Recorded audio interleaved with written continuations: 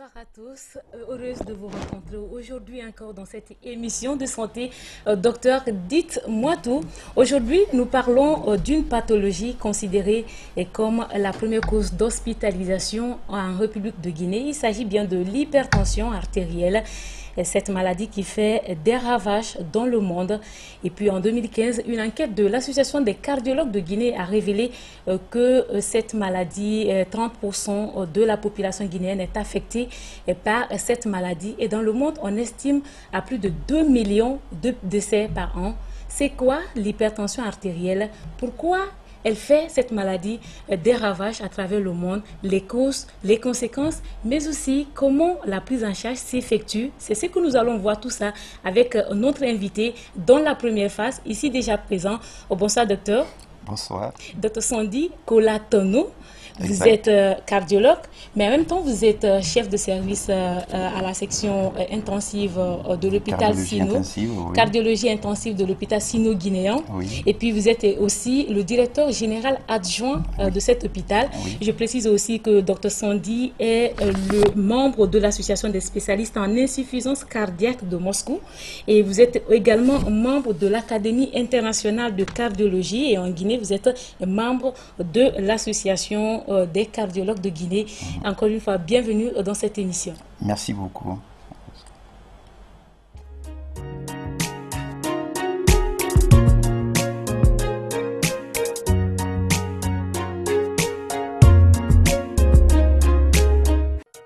Dans la deuxième phase de l'émission, nous allons ouvrir le standard pour les téléspectateurs. Si vous souhaitez poser des questions de tout genre, vous pouvez nous appeler sur un seul numéro, le 620 58 90 73. Je répète le numéro, le 620 58 90 73. Mais je précise que ce standard ne sera ouvert qu'à partir des 20 dernières minutes de l'émission. Mais avant, docteur, nous allons commencer à travers cette première question. Il s'agit de l'hypertension artérielle. C'est quoi cette maladie? Je voudrais tout d'abord vous remercier de m'avoir invité sur ce plateau pour parler de l'hypertension artérielle. Vous savez, l'hypertension artérielle, c'est la première cause de mortalité et de morbidité dans tous les pays du monde actuellement. Donc ce n'est pas seulement les pays développés qui sont beaucoup plus frappés par ça. Malheureusement, ce sont des pays en voie de développement, les pays sous-développés qui en souffrent beaucoup plus. Pourquoi cette Alors, différence? on reviendra sur ça, mais on parle de l'hypertension artérielle.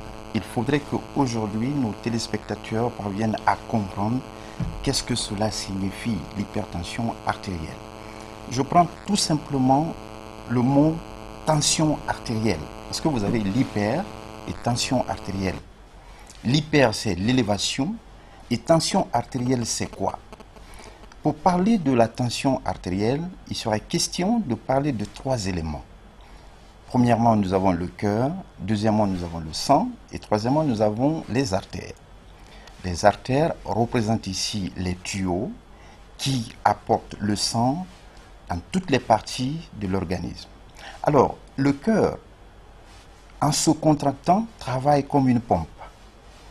Il propulse le sang dans les artères, et quand il propulse le sang dans les artères, le sang, lors de son passage dans ces tuyaux, exerce une pression sur les parois de ces tuyaux. Cette pression exercée sur les parois de ces tuyaux, c'est ça qu'on appelle tension artérielle. Donc, l'augmentation de cette pression sanguine dans l'artère, oui, sur la paroi des artères, c'est ça qui est appelé ici hypertension artérielle. Mais attention, on ne va pas dire que cette élévation de la pression sanguine, que si elle est élevée, que l'individu souffre directement de l'hypertension artérielle comme maladie, non. Il faudrait que ça soit une élévation anormale, de façon chronique, persistante, même lorsque l'individu se trouve au repos. En ce moment, nous pouvons parler... une élévation chronique, c'est-à-dire... Une élévation persistante de cette pression sanguine sur les artères qu'on pourrait considérer ici comme pathologie. Donc, même si l'individu se trouve au repos, sa tension artérielle resterait toujours élevé en deçà des normes établies ici par l'Organisation mondiale de la santé. C'est pourquoi il est vraiment important et capital de faire la nuance entre l'élévation des chiffres tensionnels lorsqu'on vient de faire tout de suite un effort, ça monte et puis Alors, dans une minute, après ça se normalise. À partir de quel chiffre, alors on se rend compte, à partir de quel chiffre de pression artérielle, on se rend compte que vous avez tout de suite l'hypertension artérielle, vous êtes docteur et les populations ils ne le savent pas. Ah oui, mais c'est justement ce que je dis, il y a les normes établies ici par les sociétés savantes dans le domaine de l'hypertension artérielle, en cardiologie et de l'Organisation mondiale de la santé. Si je prends par exemple l'Organisation mondiale de la santé, des chiffres tensionnels supérieurs à 140 sur 90 sont considérés comme hypertension artérielle. Donc si les chiffres tensionnels sont inférieurs à ces valeurs, on considère que l'individu a des tensions normales. Mais quand on parle de la pression sanguine, je vous ai dit que c'est un paramètre qu'on peut mesurer, bien sûr, et ça s'exprime en millimètres de mercure ou bien en centimètres. Mesurer à travers quoi? Parce que là, oui, nous parlerons de tous ces équipements, nous parlerons de tous ces équipements qui nous permettront ici de mesurer la tension artérielle. Donc, l'unité de mesure ici, c'est en millimètres de mercure ou en centimètres de mercure. Donc, si je dis, par exemple, 140 sur 90 millimètres de mercure, ceux-là qui ont l'habitude de parler en centimètres de mercure, ils vont dire, mais on ne comprend absolument rien. Donc, en centimètres de mercure, on dira 14 sur 9 centimètres de mercure. Si c'est en millimètres de mercure, on dit 140 sur 90 millimètres de mercure. Mais vous allez me poser la question, ces deux valeurs, que représentent ces deux valeurs? Parce que la tension artérielle s'exprime en ces deux valeurs. Quand je dis 140, ça veut dire que c'est la tension artérielle maximale, c'est la pression systolique. Ça veut dire quoi, tension artérielle maximale, ça veut dire que c'est trop élevé? Non, non, non, cela ne veut pas dire que c'est trop élevé. Je peux prendre d'autres valeurs. Si je dis par exemple 120 sur 80, ça veut dire qu'il y a une valeur qui est la maxima. C'est-à-dire que 120 mm de mercure, elle représente ici la pression artérielle systolique. Et 80 mm de mercure représente ici la pression artérielle diastolique. Maintenant, la pression artérielle systolique, elle correspond ici à cette valeur de pression lorsque le cœur se contracte. Parce que la contraction du cœur, c'est ça qu'on appelle la systole. La pression exercée en ce moment dans les artères pendant la contraction du cœur est appelée la pression artérielle systolique. Je reviens toujours sur ma question, docteur. Oui. Et en termes très simples, parce que ce sont les téléspectateurs qui nous écoutent en ce moment, qui nous suivent en ce moment. Oui. Et quand on dit qu'on a l'hypertension artérielle, justement, c'est ça que j'avais dit. À travers les chiffres. Oui, à travers les chiffres. De façon concrète. Oui, j'ai eu à le dire déjà. J'ai dit que tout chiffre tensionnel supérieur à 140 sur 90 est considéré comme hypertension artérielle. J'ai eu à le dire et j'ai donné nos précisions. Parce que là, il faut que cette élévation en deçà de ces valeurs soit aussi chronique. Parce que tout de suite, je fournis un peu d'effort, on me mesure la tension sans me reposer et on trouve 140 sur 90 ou 145 sur 90. Cela ne signifierait pas que je suis hypertendu. Exactement. Mais après l'effort, non, après l'effort même, il faut attendre une minute. Si les chiffres reviennent dans les normes, ça veut dire qu'il n'y a aucun signe d'hypertension artérielle. N'oubliez pas une chose, quand vous voulez fournir un peu d'effort, vous préparez votre cœur pour qu'il puisse vous envoyer le sang contenant de l'énergie, des substances nutritives qu'il faut pour que vous puissiez effectuer votre mouvement. Donc quand le cœur se contracte, la tension monte un peu. Et quand la tension monte un peu, vous vous reposez après, la tension baisse. Oui, ça baisse jusque dans les normes. Donc cela ne veut pas dire que c'est l'hypertension artérielle en ce moment. Mais lorsque cette élévation devient persistante, lorsque même vous êtes au repos, c'est en ce moment on parlera de l'hypertension artérielle. Et là aussi, il ne faut pas poser le diagnostic tout directement. Il faudrait passer par certaines procédures, c'est-à-dire qu'on mesure une fois, il faut encore mesurer 2 fois, 3 fois, et puis... Pendant plusieurs mois. Oui, pendant 6 mois à peu près, si on trouve que toujours les valeurs resteraient constantes, supérieures à 140 sur 90, dans ce cas, on considère cet individu comme étant hypertendu. En tout cas, avant de revenir sur cette différence un peu, qui est la nuance sur l'hypo et l'hypertension, mais j'aimerais encore un peu que vous reveniez sur cette question de l'hypertension artérielle pendant 6 mois. Et considérons qu'une personne fait une crise cardiaque tout à l'heure.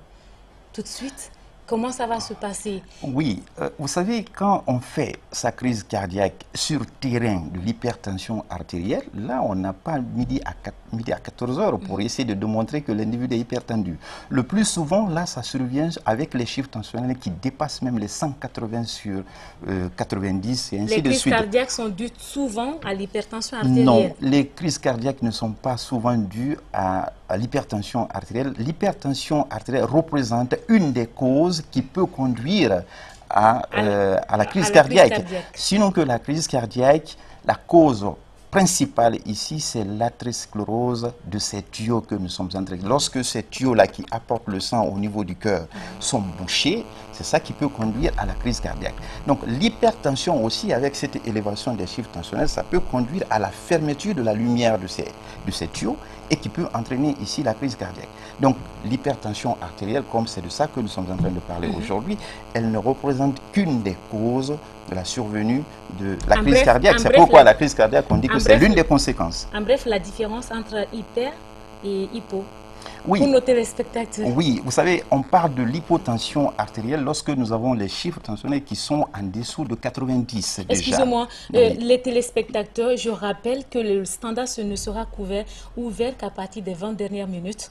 Alors, je crois que les appels continuent, mais je précise également que ça sera seulement les 20 dernières minutes de l'émission. Vous ne pouvez qu'appeler qu'à partir de l'instant. Oui, on a les termes qui sont très bien définis. Lorsque c'est l'hypertension artérielle, je vous ai donné des chiffres tout de suite, c'est supérieur à 140 sur 90.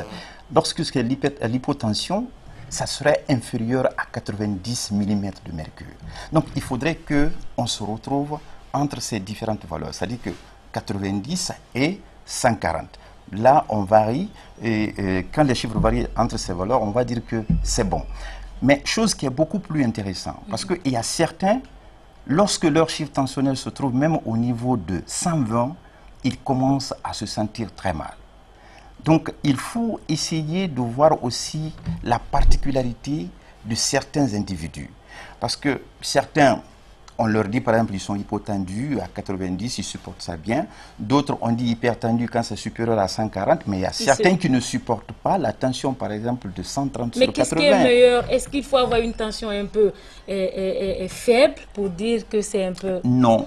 Et l'hypotension et l'hypertension, tout ça, c'est pas bon. Pourquoi? Parce que quand on a l'hypotension, c'est-à-dire que les organes ne sont pas bien perfusés. Vous voyez, s'il y a une hypoperfusion, les conséquences que nous sommes en train de parler concernant, par exemple, l'accident vasculaire cérébral, la crise cardiaque, ou bien les AVC. Donc, tout cela peut être provoqué aussi par l'hypotension. Alors, quelle tension il faut avoir? Voilà. Là aussi, les gens ont l'habitude de dire que moi, j'ai toujours la tension 120 sur 80 mm de mercure. Oui, ils ont parfaitement raison. La tension, là, elle est normale. Mais nous allons encore beaucoup plus loin. Nous sommes des spécialistes. On essaie de regarder ce qu'on appelle la pression pulsée. C'est-à-dire que la différence entre la pression maximale et la pression minimale. Si la différence là varie entre 30 et 40, on peut accepter jusqu'à 50, ça veut dire que l'individu se sent très bien et il y a une bonne perfusion de tous ses organes. Mais justement, docteur, en Guinée, ça manque les tensiomètres pour pouvoir connaître leur tension, vérifier, même si c'est à domicile. Il faut que l'individu se rende d'abord à l'hôpital, alors que vous connaissez vous-même et que les populations ne connaissent pas le chemin souvent de l'hôpital. Mais non, là, il faut le dire, il faut sensibiliser la population à connaître le chemin de l'hôpital. Mais s'ils ne savent même pas aller à l'hôpital, mais à la maison, est-ce que c'est conseillé que moi-même, je suis malade ou je ne suis pas malade, que je prenne ma tension? Oui, d'où l'intérêt de votre émission. Parce que nous allons essayer de dire à nos téléspectateurs tout de suite, ceux-là qui n'ont pas de brassard, c'est important. C'est quoi le brassard? Le brassard, c'est l'instrument qui nous permet de mesurer les chiffres tensionnels. C'est ça exactement le brassard. Voilà, il y a les différentes façons, les différents modèles, nous parlerons de ça, suivant leur application. C'est que c'est important que la population prenne conscience de mesure des chiffres tensionnels. Même si vous ne souffrez pas de la tension artérielle, de la maladie, il est bon quand même d'en avoir parce qu'on ne sait jamais. Vous comprenez? Mais il faut apprendre aussi les populations à l'utilisation de ce brassard. Bien sûr. Là aussi, je dis encore, d'où l'intérêt de votre émission parce que nous allons essayer de montrer tout ça. Donc, allez-y, allez-y, docteur. oui, je reviens. Donc, ce qui est vraiment important pour la population, nous avons les appareils d'automesure de la tension artérielle. Comme ces appareils, c'est des automates. Il est quoi, tout cet simplement, appareil? oui, c'est l'appareil Omron. Ok. Vous voyez, il est tout simplement question de placer le brassard au niveau de votre bras. C'est très simple. Je soulève. Ok. En tout cas, les téléspectateurs, c'est juste une pratique de docteur pour pouvoir montrer Voilà. et toucher du doigt un peu comment ça se fait là. Sans rentrer dans beaucoup de détails, il est très simple. Vous avez l'appareil à la maison et vous essayez d'appuyer tout simplement. Vous avez placé le brassard et tout de suite, l'appareil va essayer de mesurer mes chiffres tensionnels. Là, on peut le voir, ça fait l'automesure. On n'a même pas besoin d'utiliser le brassard manuel si on ne sait pas les manipuler. Mais ce que je suis en train de faire actuellement, c'est pas correct parce que je mesure mes chiffres tensionnels et je suis en train de parler. Ah, ça, c'est pas normal. Ah oui, mais ça, c'est Donc, pas ça normal. veut Je dire dois que être lorsqu'on au doit- repos. Je dois être au repos, Sans assis, parler. sans parler, ou bien couché. Je mesure mes chiffres tensionnels ou je demande à quelqu'un pour venir mesurer mes chiffres tensionnels. Sinon, quelle Parce sera que la là, conséquence? mais on va avoir les chiffres tensionnels qui seront Élevés. élevés. Vous comprenez? Donc, c'est un peu ça. Donc, il y a des conditions qu'il faudrait respecter. Mais ce que je demande à la population, ce qui est beaucoup plus important, c'est d'avoir ces appareils d'automesure. On les vend partout, c'est dans les pharmacies. À combien Si- ça coûte cher, Bon, docteur? là, je ne peux pas vous dire le prix Ça parce coûte que... cher. Oui, oui, mais vous savez, la santé, on doit dépenser pour sa santé. Parce Oui, que l'homme, tout ce que tu fais dans la vie, c'est parce que tu es en bonne santé. Si tu n'es pas en bonne santé, ça ne sert à rien.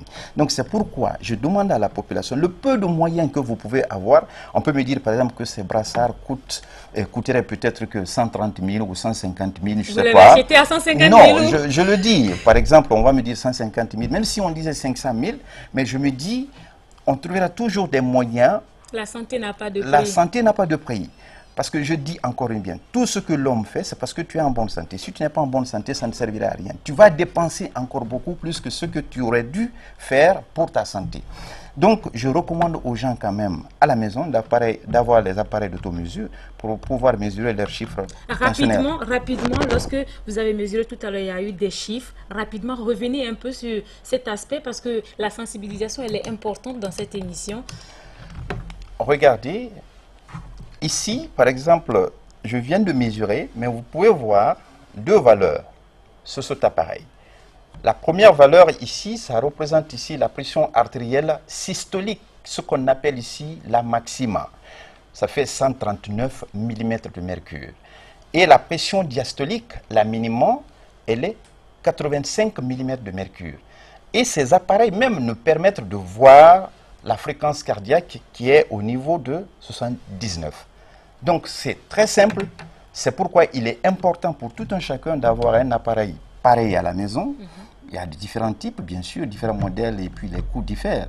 Ça nous permettrait d'avoir au moins une idée sur nos chiffres tensionnels. Avant de Sans s'y pour rendre autant à oublier, l'hôpital. sans pour autant oublier que l'hypertension artérielle, ses dégâts sont vraiment considérables.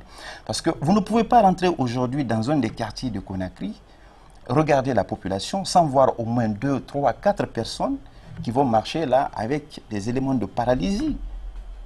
Et ça, c'est effrayant. Et surtout, c'est la population active qui est frappée par l'hypertension artérielle. 2 millions de décès par an, c'est énorme. C'est énorme, mais je dis bien, ce qui se passe chez nous en Guinée actuellement est vraiment effrayant. Pourquoi? Parce que je dis encore, c'est la population active qui est beaucoup plus frappée par l'hypertension artérielle. En tout cas, vous touchez maintenant le deuxième point, les causes. Allez-y. Oui, vous savez, cause de l'hypertension artérielle, c'est très difficile. Parce qu'on dit toujours, il y a des facteurs qui favorisent l'hypertension essentielle. Parce que 80% de cas de l'hypertension, c'est l'hypertension essentielle dont on ne connaît pas les causes. Mais il y a les facteurs prédisposants qui peuvent conduire à l'hypertension artérielle essentielle. La deuxième forme de l'hypertension artérielle... Les facteurs. Oui, je reviendrai sur ça. Il y a la deuxième forme, parce qu'il faut différencier. Quand je dis les 80%, ça c'est le plus grand pourcentage. Vous avez aussi l'hypertension artérielle secondaire. C'est-à-dire que cette hypertension artérielle secondaire, on connaît la cause. C'est-à-dire que c'est une autre maladie qui conduit à cette élévation. Par exemple, les gens qui souffrent des maladies des reins, le diabète, les maladies des reins ou bien des maladies de la glande thyroïde ou autre chose, là, ça peut aussi conduire à l'hypertension artérielle. Maintenant, prenons cette hypertension essentielle qu'on parle le plus souvent. Les facteurs qui peuvent conduire à cette hypertension sont de deux groupes. Nous avons un premier groupe que nous ne pouvons pas modifier du tout. Oui, on les appelle les facteurs non modifiables. Et il y a d'autres groupes qu'on appelle ici les facteurs modifiables, qu'on peut modifier, qu'on peut agir dessus. Maintenant, les facteurs qu'on ne peut pas modifier, c'est quoi? C'est l'âge. Vous ne pouvez pas modifier votre âge. À condition que vous dites que je dois être engagé, à la fonction publique, à condition que vous dites que je dois être engagé à la fonction publique, écoute, il faut que je change mon âge, je réduis là. Là, tu changes. Ça, c'est un autre débat, docteur. Ça, c'est un autre débat. Donc, ce qui veut dire qu'on ne peut pas changer d'âge. Qu'est-ce que cela veut dire, l'âge? Ça veut dire tout simplement, au fur et à mesure qu'on avance en âge, on a le risque de survenue de l'hypertension artérielle. Donc, quand on atteint l'âge de 80 ans ou de 75 ans ou plus, et on souffre de l'hypertension artérielle, c'est comme si je disais on a droit de souffrir de l'hypertension artérielle à cet âge. Parce que les vaisseaux changent, les vaisseaux vieillissent, et avec le vieillissement des vaisseaux, elles deviennent beaucoup plus épaisses. Et quand elles deviennent épaisses, les chiffres tensionnels vont augmenter. C'est pourquoi on dit encore une fois, l'âge représente l'un des facteurs qu'on ne peut pas modifier. Le deuxième facteur, c'est quoi? C'est le sexe. Le sexe masculin et le sexe féminin. Le sexe masculin est beaucoup plus prédisposé à faire l'hypertension artérielle que le sexe féminin. Parce que tout simplement, les explications qui ont été données par les scientifiques avant, c'était parce que les hormones des femmes les protègent contre la survenue de certaines maladies cardiovasculaires. C'est-à-dire que tant que la ménopause n'est pas survenue, ou bien il n'y a pas d'autres complications gynécologiques qui pourraient perturber ici le cycle menstruel des femmes, c'est que les femmes sont sous la protection de leur oestrogène. Mais les hommes, par contre, sont beaucoup plus prédisposés à faire leur hypertension artérielle. Mais là aussi, ça veut dire que nous, les femmes, on est épargnés un tout petit peu. Le tableau a changé. Dans ces derniers temps, on constate que et les hommes et les femmes, et même les enfants, et même les enfants. Bien sûr, on rencontre beaucoup de cas d'hypertension artérielle. Pourquoi cette tendance? Mais là aussi, non. Pour les enfants, peut-être que ce n'est pas lié à l'hypertension artérielle essentielle, qui est beaucoup plus primordiale, mais c'est beaucoup plus ici lié à l'hypertension artérielle secondaire, ce que je vous disais tout de suite. Par exemple, les enfants qui naissent avec des malformations congénitales, la coartation de l'aorte. Donc, il peut y avoir l'élévation des chiffres tensionnels chez les enfants. Chez les enfants aussi. Donc, un peu, parmi les facteurs qu'on ne peut pas modifier, j'ai cité l'âge, le sexe. Le troisième élément, c'est l'hérédité.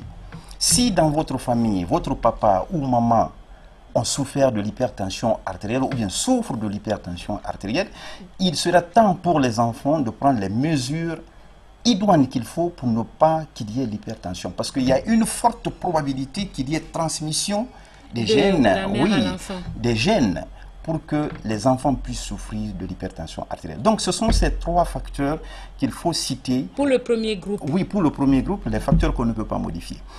Maintenant, les facteurs qu'on peut modifier et qui sont beaucoup plus nombreux dans nos différentes sociétés, vraiment, la première des choses, c'est quoi? C'est notre mode de vie. L'hygiène de vie. Je commence par l'alimentation. Nous aimons consommer beaucoup de sel. Beaucoup de sel. Et alors, la consommation abusive du sel provoque la rétention du liquide dans l'organisme et qui conduit à l'élévation des chiffres tensionnels. Si c'est recommandé, par exemple, de consommer de 5 à 6 grammes par jour de sel, en Guinée, on consomme jusqu'à 15 grammes de sel. Parce que tous les aliments, docteur, contiennent du sel. Vous avez parfaitement raison. Pas presque tous les aliments, mais les aliments dans les boîtes de conserve et autres. Oui, je veux vous donner raison. N'hésitez pas de dire tous les aliments. Vous avez parfaitement raison. Parce que ça contient du sodium. Et ce qui est beaucoup plus effrayant, nous vivons dans un monde d'industrialisation, là où on a abandonné complètement nos habitudes de vie qu'on avait là, en Guinée. Ce que nos ancêtres pratiquaient.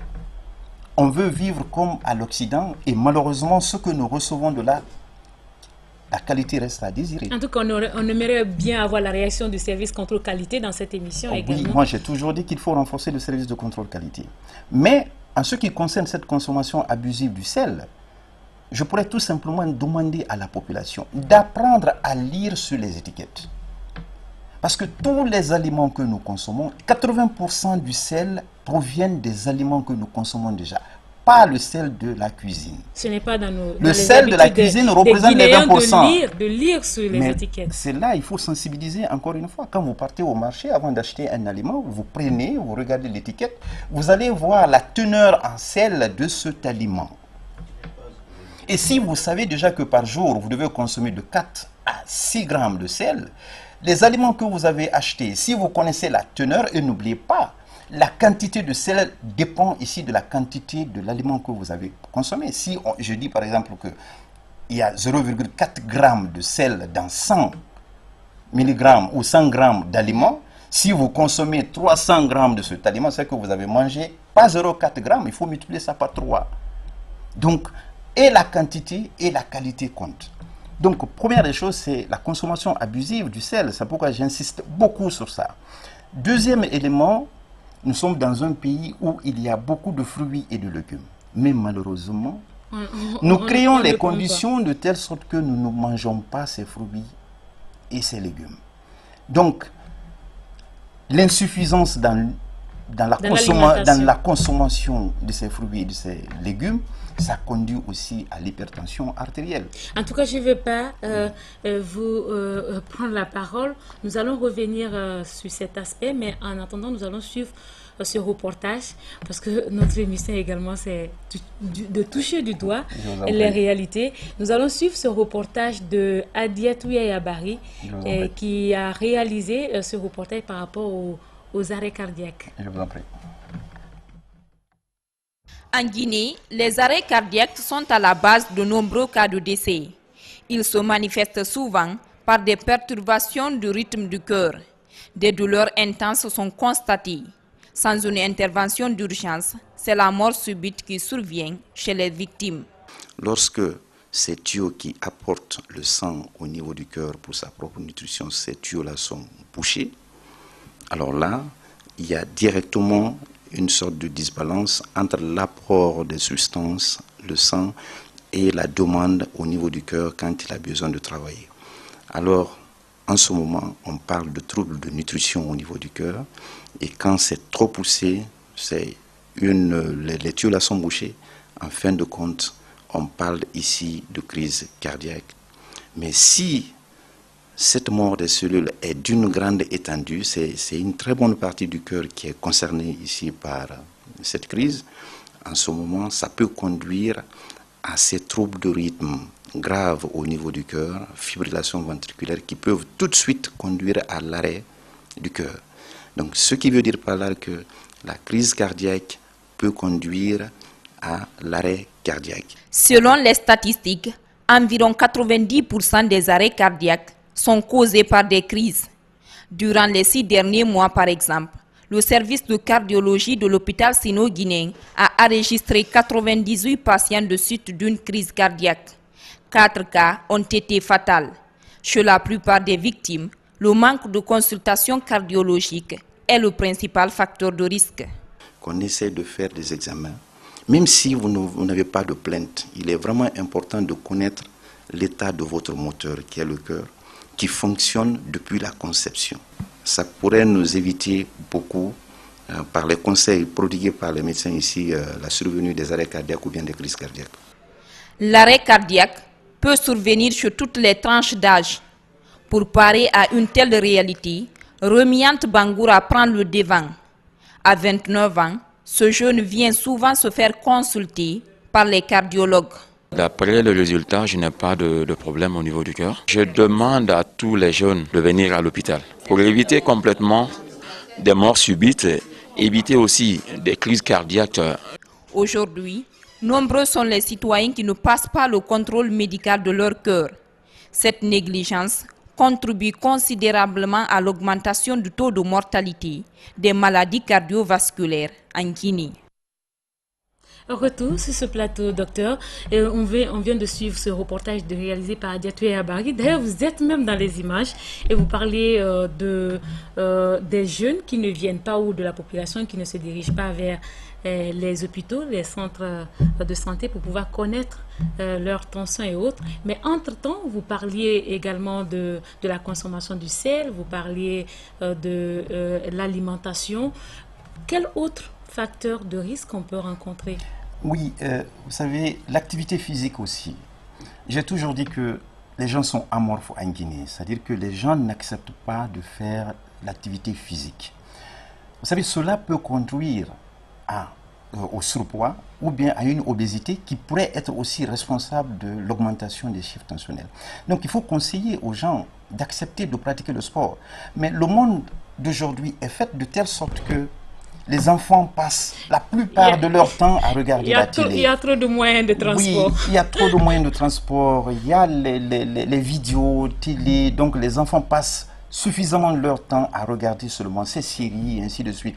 Et nous aussi, les voitures, c'est-à-dire que chacun veut montrer un peu à son prochain que sa condition de vie a un peu changé. Même s'il peut marcher une petite distance, il préférerait toujours prendre la voiture pour marcher. Donc cette sédentarité qui est vraiment persistante et constante dans notre pays, il faudrait qu'on essaie de lutter contre ça parce que c'est un des facteurs aussi importants pour la survenue de l'hypertension artérielle.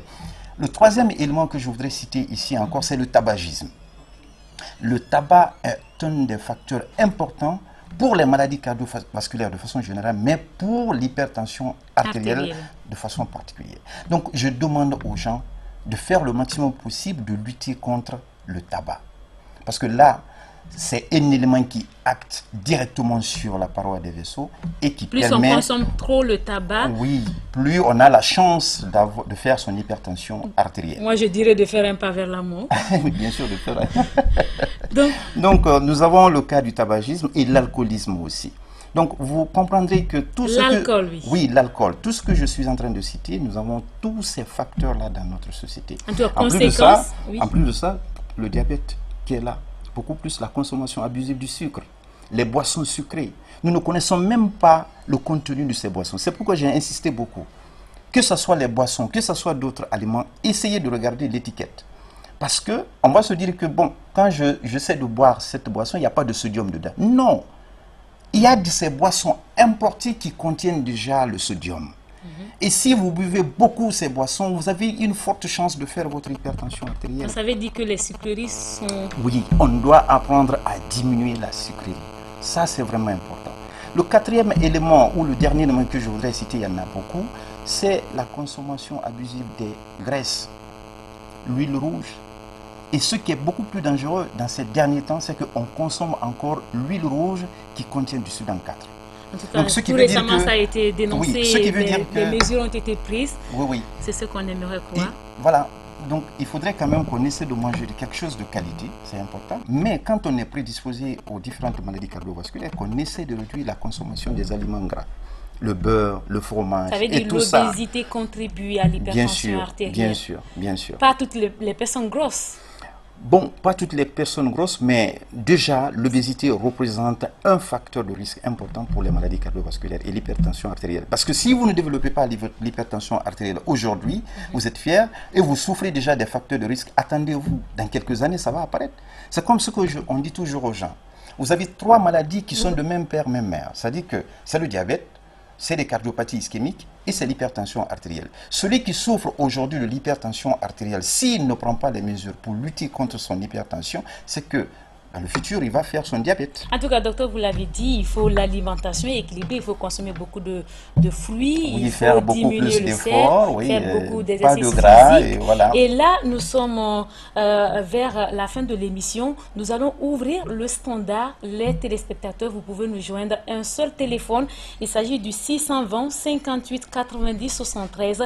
Ce numéro est affiché sur votre écran en ce moment même. Vous pouvez nous joindre pour poser vos questions et même si vous voulez participer à apporter vos témoignages, vous êtes la bienvenue. Nous allons continuer avec vous, docteur, par rapport à ces crises cardiaques. Nous venons de suivre notamment le reportage de Adiatou Abari, mais je reviens avec parce que les appels continuent. Allô, bonjour. Allô, bonjour. Votre nom, vous nous appelez d'où? Oui, je suis à Yimbaya. Je voulais participer à l'émission. Votre nom? C'est M. Mouktar Sissé. Mouktar Sissé, votre question.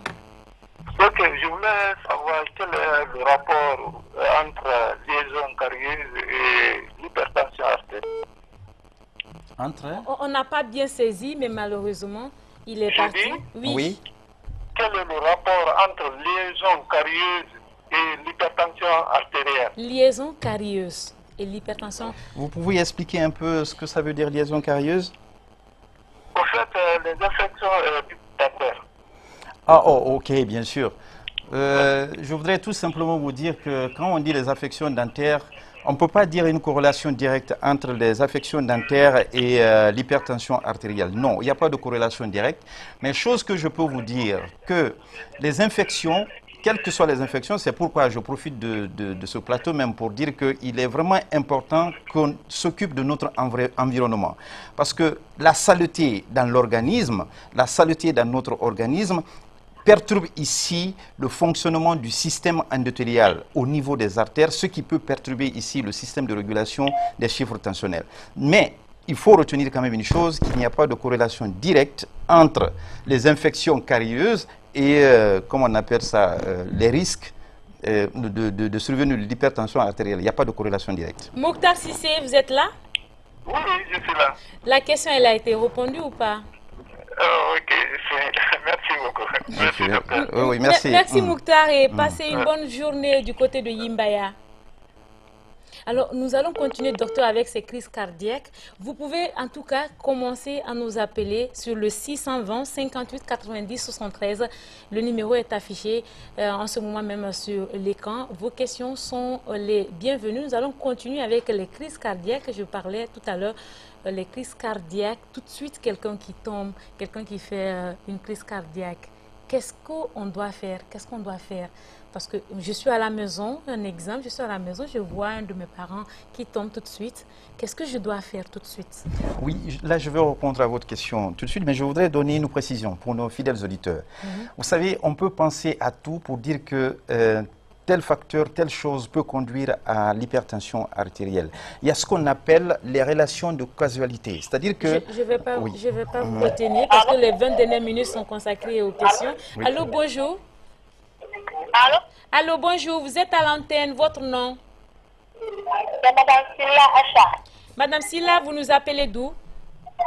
Alambaye. Votre question, allez-y. Madame Silla, est-ce que vous êtes avec nous? Je voulais savoir, oui, il y a la palpitation. Allez-y. Oui. Allez-y, posez votre question. Je voulais savoir, celui qui a la palpitation, elle doit manger quoi et quoi? Elle a déjà son contrôle. Docteur, vous l'avez entendu. Oui, celui qui a la palpitation doit manger quoi et quoi? Moi, je dis que la palpitation, déjà, c'est une alerte. Si vous avez la palpitation, ne négligez pas, comme on a l'habitude de dire dans notre société, que s'il y a la palpitation, il y a quelqu'un qui est en train de parler de vous. Non, ne faites pas ça parce que la palpitation représente le symptôme pour plusieurs maladies, y compris ici l'hypertension artérielle. C'est-à-dire que la palpitation, c'est une alerte. Le cœur vous dit « attention, attention ». Faites-vous contrôler. Attention, attention, faites-vous contrôler. Mais si vous n'attirez pas l'attention sur l'alerte du cœur, finalement, il va vous dire, allez-y à l'hôpital par la palpitation. Vous ne partiez pas. Finalement, vous sentez maintenant, il vous retient. Vous commencez à vous fatiguer. Si vous ne faites pas ça, il vous fait tomber.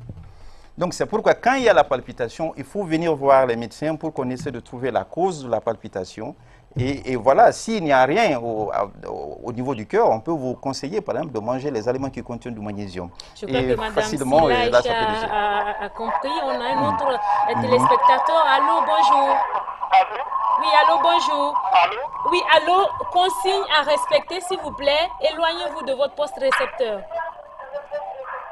Allô? Oui, est-ce que vous m'entendez? Allô? Oui, allô, vous êtes à l'antenne. Est-ce que vous nous entendez? Oui, je vous entends maintenant là. Allô? Voilà, consigne à respecter. Je répète, il faut vous éloigner de vos postes de télévision pour pouvoir nous permettre de vous entendre normalement. Votre question? Voilà, ma question est la suivante. Oui, allez-y. Vous savez, depuis l'enfance, moi j'ai constaté qu'en Guinée, on consomme beaucoup l'huile rouge. Dans les villages, partout, surtout en basse-côte et en forêt. Maintenant, en quoi cette huile rouge peut être la cause de la tension artérielle?